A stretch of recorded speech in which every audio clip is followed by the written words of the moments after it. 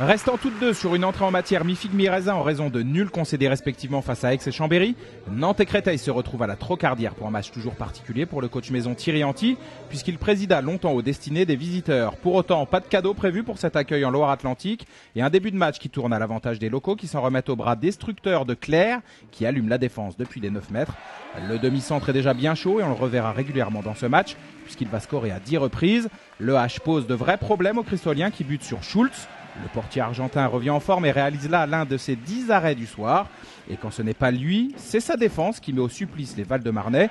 Niateux surgit au milieu de la nuit et court vers l'aventure au galop. Obé, il signe de la pointe de son épée cette contre-attaque.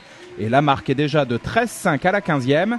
On revoit l'action au ralenti avec une superbe lecture du jeu du demi-centre qui peut aller tranquillement au but. Avec 8 unités à 100%, Niateux réalise le meilleur match de sa carrière en D1.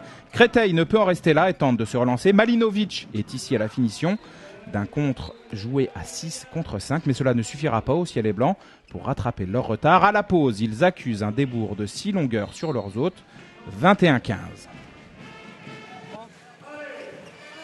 Après la pause réglementaire, Créteil va tenter le tout pour le tout, en se ruant en attaque avec parfois des mouvements simples mais efficaces, comme sur cette supériorité bien gérée avec Sissoko à la finition. Malheureusement, du côté du H, il y a de très grands joueurs comme Entrerios qui délivrent ce type de passes fabuleuses qui font basculer le jeu dans une autre dimension. Rivera absent, c'est Niateux qui régale sur l'aile gauche. 27-20 à la 42e.